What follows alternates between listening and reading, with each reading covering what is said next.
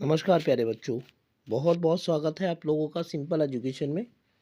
दोस्तों, आज की इस वीडियो में हम लोग बात करेंगे कक्षा 8 की 8 दिसंबर की सामाजिक विज्ञान एवं हिंदी की वर्कशीट के बारे में। सबसे पहले हम जानेंगे कि इन वर्कशीट्स में हमें क्या जानकारी दी गई है और उसके बाद जो सवाल इन वर्कशीट्स में दिए गए हैं एक एक करके हम उन सवालों के जवाबों को जानेंगे। तो चलिए बिना वक्त जाया किए हुए हम लोग आरंभ करते हैं आज की इस वीडियो में। कक्षा 8 की 8 दिसंबर की सामाजिक विज्ञान एवं हिंदी की वर्कशीट का अध्ययन। दोस्तों, शुरुआत हम करेंगे सामाजिक विज्ञान की वर्कशीट से। सामाजिक विज्ञान की यह वर्कशीट नंबर 34 है और इसमें हमारे अतीत पाठ्य पुस्तक के 9वें अध्याय राष्ट्रीय आंदोलन का संगठन 1870 के दशक से 1947 तक के बारे में बातचीत की गई है। और इसमें हमें महात्मा गांधी के आगमन, रॉलेट सत्याग्रह एवं असहयोग आंदोलन तथा खिलाफत आंदोलन के बारे में जानकारी दी गई है। तो चलिए देखते हैं कि क्या जानकारी दी गई है आज की इस वर्कशीट में हमें राष्ट्रवादी आंदोलन के बारे में। महात्मा गांधी का आगमन। दक्षिण अफ्रीका में नस्लवादी पाबंदियों के खिलाफ अहिंसक आंदोलन का सफलतापूर्वक नेतृत्व कर गांधी जी 1915 में वापस भारत आए। उन्होंने पहले साल पूरे भारत का दौरा किया और इस दौरान वे यहाँ के लोगों, उनकी ज़रूरतों और हालातों को समझने में लगे रहे। उनके शुरुआती प्रयास स्थानीय आंदोलनों, चंपारण, नील की खेती करने वाले किसानों के लिए 1917 में, खेड़ा किसानों के लिए 1918 और अहमदाबाद मिल मजदूरों के लिए 1918 में के रूप में सामने आए। 1919 से 1922 के बीच उन्होंने और भी कई आंदोलनों जैसे रॉलेट सत्याग्रह, खिलाफत आंदोलन और असहयोग आंदोलन का नेतृत्व किया। रॉलेट सत्याग्रह।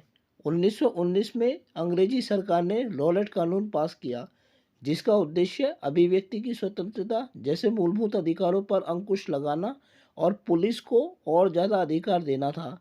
गांधी जी ने लोगों से आह्वान किया कि इस कानून का विरोध करने के लिए 6 अप्रैल 1919 को अहिंसक विरोध के द्वारा अपमान और याचना दिवस के रूप में मनाया जाए और हड़तालें की जाए। यह ब्रिटिश सरकार के खिलाफ पहला अखिल भारतीय संघर्ष था। हालांकि मोटे तौर पर यह शहरों तक ही सीमित था। सरकार ने इन आंदोलनों को कुचलने के लिए दमनकारी रास्ता अपनाया। 13 अप्रैल 1919 को बैसाखी के दिन जलियांवाला बाग में एक शांतिपूर्ण सभा के ऊपर बिना किसी चेतावनी के अंग्रेजी जनरल डायर ने गोलियां चलवा दी। कई सारे लोग मारे गए, जिनमें बुजुर्ग और बच्चे भी शामिल थे।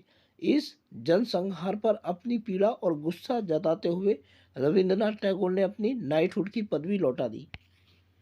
खिलाफत आंदोलन और असहयोग आंदोलन का आह्वान। प्रथम विश्व युद्ध में तुर्की की हार के बाद अंग्रेजों ने तुर्की के सुल्तान, जो पूरे विश्व के मुसलमानों का खलीफा माना जाता था, के ऊपर बहुत सख्त संधि थोप दी।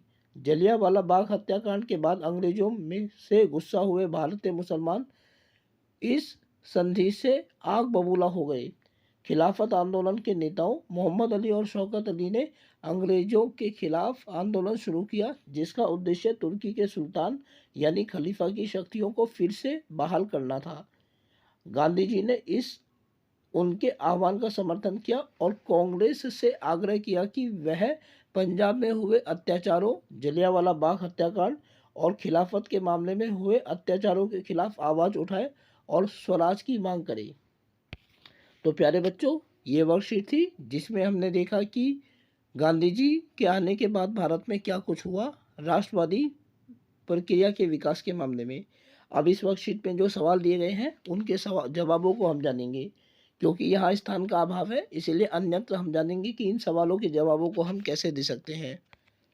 सवाल नंबर 1, 1915 में भारत आने के बाद गांधी जी द्वारा किए गए कुछ स्थानीय आंदोलनों को लिखिए। और इसके जवाब को हम इस तरीके से लिख सकते हैं कि भारत में गांधी जी ने 3 स्थानीय आंदोलनों का नेतृत्व किया। Number 1 Champaran 1917, number 2 Kheda 1918, Ahmedabad 1918। अगला सवाल है, रॉलेट कानून का भारतीय नेताओं ने विरोध क्यों किया। और इसके जवाब को हम इस तरीके से लिख सकते हैं कि भारतीय नेताओं ने रॉलेट कानून का विरोध इसलिए किया क्योंकि इस कानून के द्वारा भारतीय नागरिकों के मूलभूत अधिकारों को छीन लिया गया था। दरअसल ये कानून ऐसा था दोस्तों, जिसमें अंग्रेजी सरकार को जिन लोगों के ऊपर भी शक था, उसको वो बिना किसी नसीहत के, बिना किसी चेतावनी के गिरफ्तार कर सकती थी। और जिस व्यक्ति को इस कानून के अंतर्गत गिरफ्तार किया जाता था, वो ना तो किसी प्रकार की कोई अपील कर सकता था, ना ही कोई अपना वकील कर सकता था, और ना ही कोई दलील पेश कर सकता था। इसलिए इस कानून को बिना अपील, वकील और दलील का कानून कहा जाता था।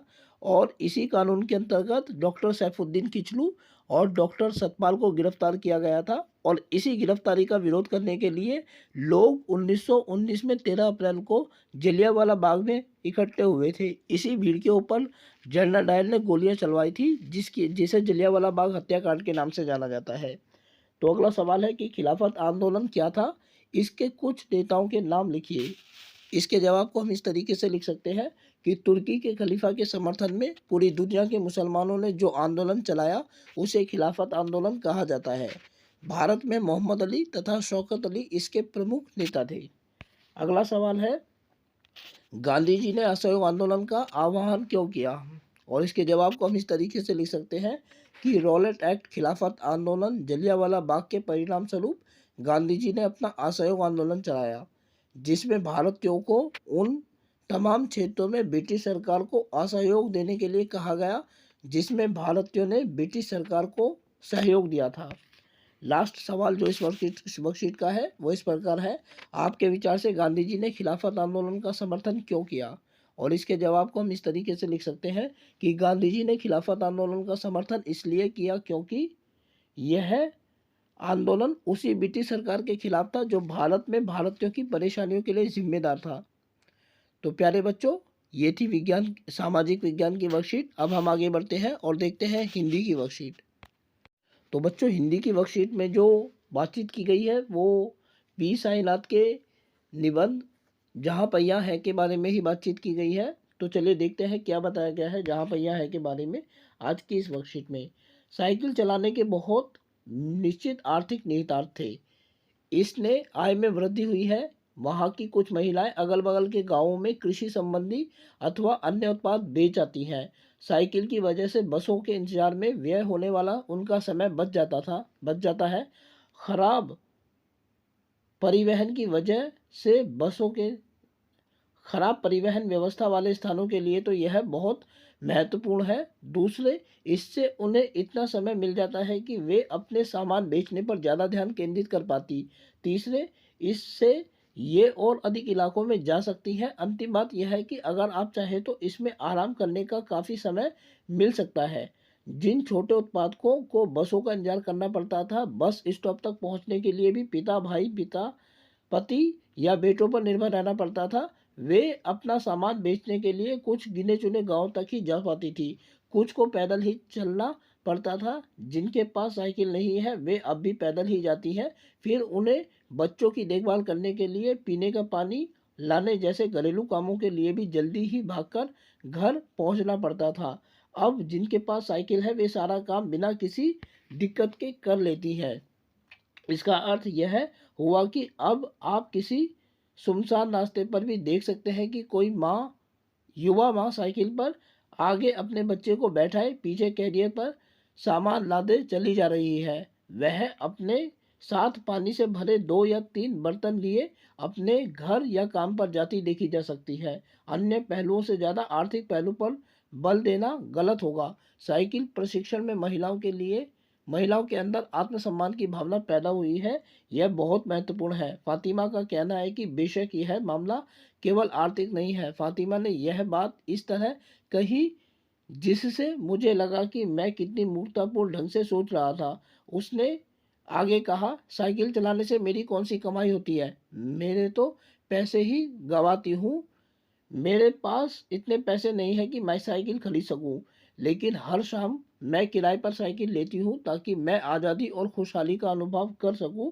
पुडुकोट्टई पहुंचने से पहले मैंने इस विनम्र सवारी के बारे में कभी इस तरह नहीं सोचा था। मैंने कभी साइकिल को आज़ादी का प्रतीक नहीं माना था या समझा था। एक महिला ने बताया कि लोगों के लिए यह समझना बड़ा कठिन है कि ग्रामीण महिलाओं के लिए यह कितनी बड़ी चीज़ है। उनके लिए तो यह हवाई जहाज उड़ाने जैसी बड़ी उपलब्धि है।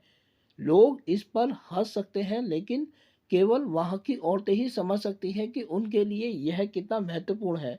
जो पुरुष इसका विरोध करते हैं वे जाएं और टहलें, क्योंकि जब साइकिल चलाने की बात आती है वे महिलाओं की बराबरी कर ही नहीं सकते। तो प्यारे बच्चों, ये वर्कशीट थी। अब कुछ शब्दार्थ दिए गए हैं। व्यय, जिसका मतलब होता है खर्च, निर्भर, आश्रित, दिक्कत, परेशानी, पहलू, पक्ष, आर्थिक, धन से संबंधित और प्रतीक, चिन्ह। अब इस वर्कशीट के आधार पर कुछ सवाल हैं जिनका जवाब हमें देना है। पहला, साइकिल चलाने से महिलाओं को कौन कौन से लाभ हुए? साइकिल चलाने से महिलाओं की पुरुषों पर निर्भरता कम हो गई। वे अनेक काम स्वयं बाजार से सामान लाना और बेचना आसान हो गया। अगला सवाल है, साइकिल को विनम्र सवारी क्यों कहा गया है?